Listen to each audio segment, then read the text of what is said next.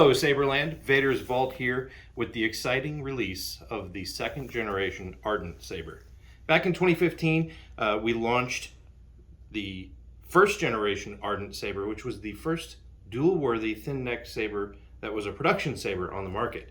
And after 6 years and different internal changes of the way we're doing things here at the Vault with new electronics updates, chassis updates, and with all of the plethora of new features with the modern soundboards that we can add to sabers now, it was time for a design change.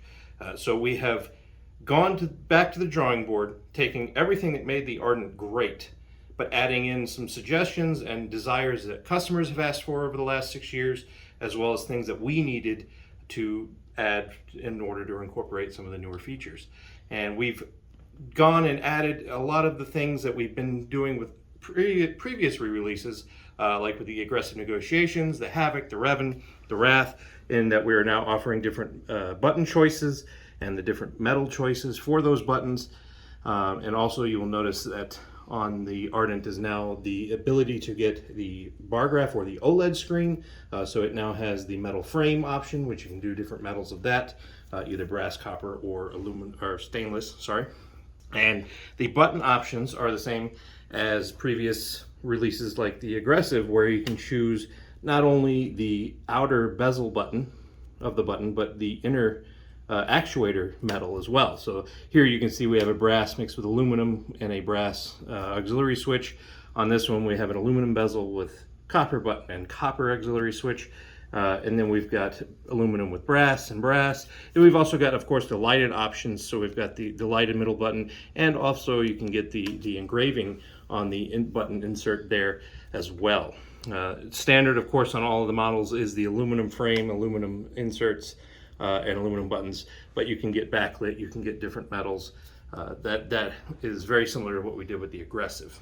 It is a longer saber. Some things we've been asked for over the years is people wanted to be able to get a two-handed grip on the Ardent without really going up into the emitter or even to the neck. So it is a longer saber. We did increase the length here of the switch section, so you can actually get a full two-handed grip on it now without even going into the neck, which the neck is great, of course, for extra forehand grip or even for spinning. We did increase the neck length as well, so you can actually get a full finger width in there. Then the emitter bell itself here is a little longer as well, so we can get a little better blade depth. And then we have sharpened up some of the features of the grip. So we wanted the booster to be more booster-like, so we made it more aggressive with the deeper milled features here. And then the ribbing on the grip is more pronounced.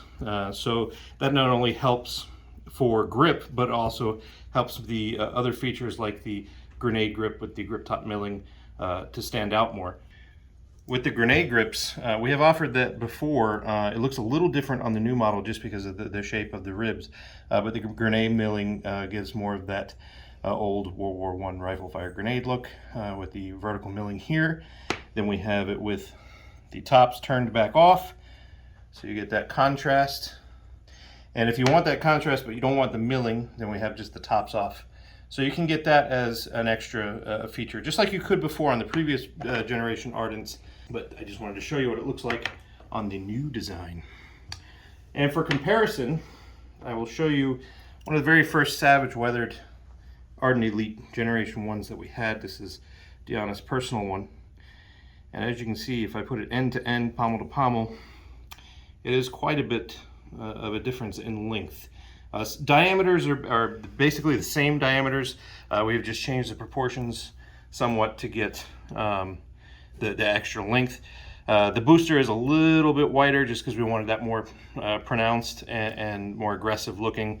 But the grip diameter is the same, the switch section diameter is the same, and the main emitter dimensions are the same diameter-wise. Of course, you can also see that the pommel is different. We did elongate the pommel. It's got fatter, more pronounced cubes rather than the thinner cubes on the original Generation 1. So just to help balance out the difference in proportions. But you get a nice saber for a good, still good for a one-handed grip. Of course, combat class being extremely slim, and scaled more towards real-world weapons, which is what we prefer. So you don't have to worry about holding some fat end of a baseball bat, but it is long enough to get, you know, a full two-handed grip on it if you so choose. All right, so let's go through some of the other options. On the standard, you get this the raw machine finish. Of course, it's all aluminum.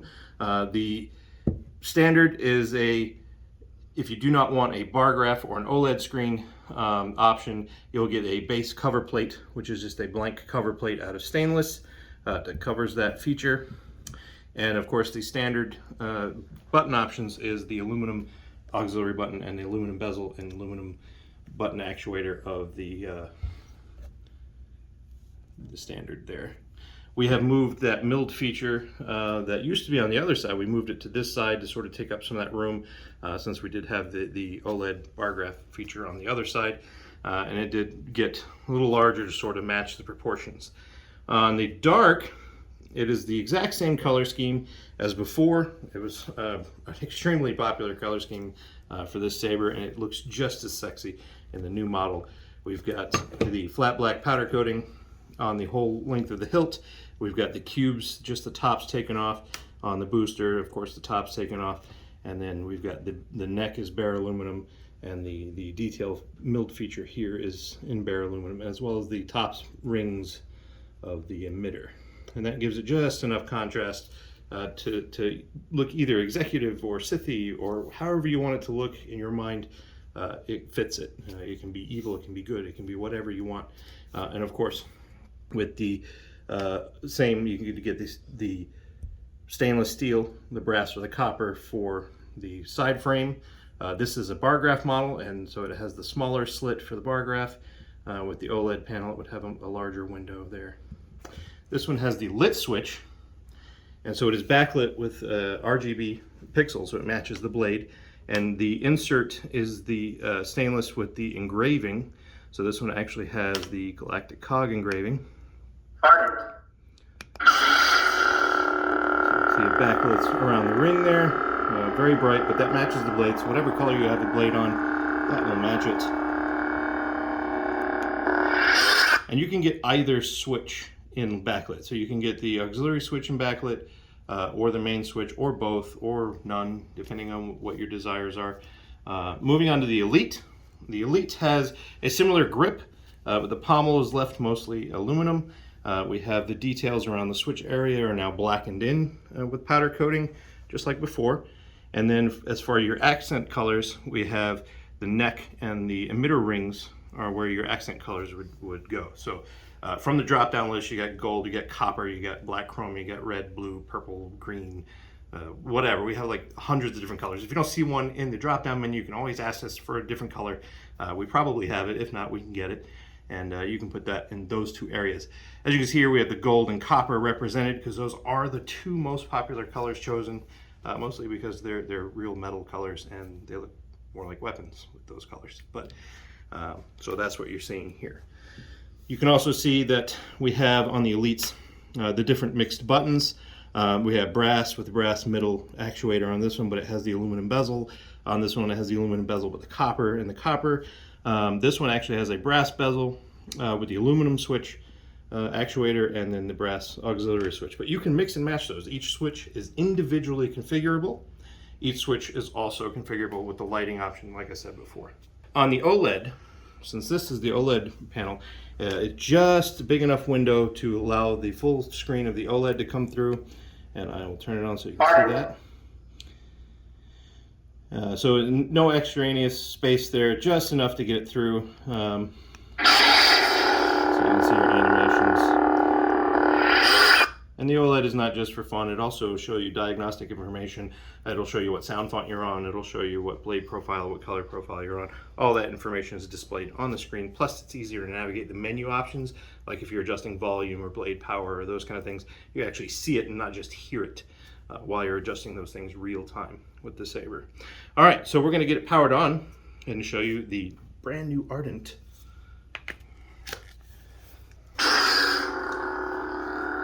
This one is, of course, pixel, like is most of our Sabers these days. It's pretty much all Sabers are ordered as pixel nowadays.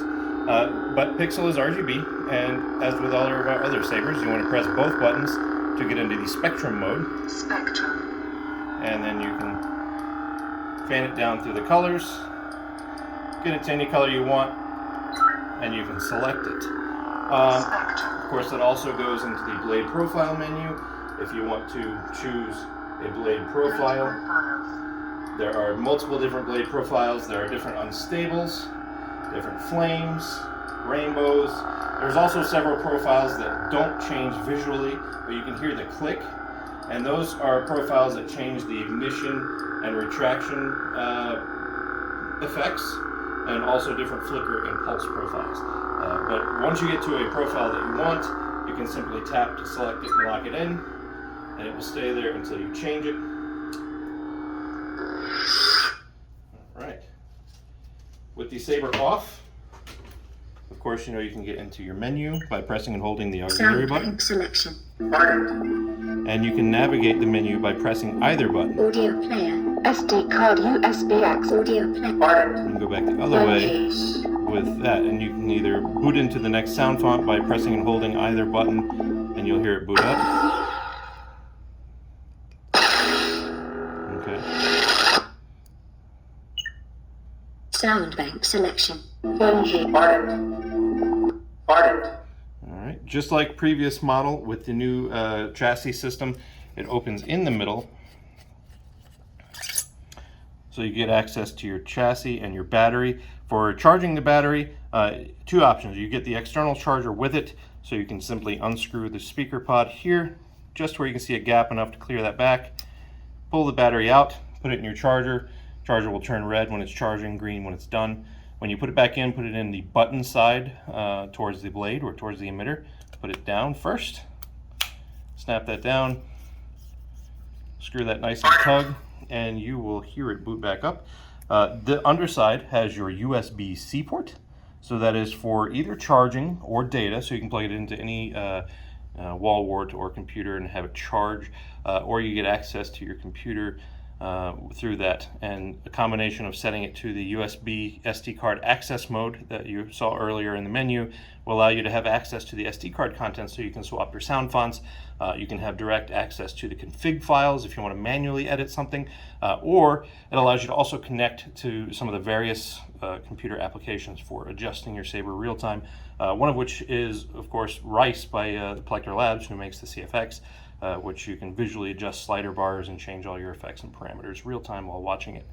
Another valuable option that you can choose on any Saber is our Bluetooth upgrade option, and the Bluetooth allows you to wirelessly connect either to a phone or a PC to use one of the various applications for changing the behavior or features of your Saber while watching it.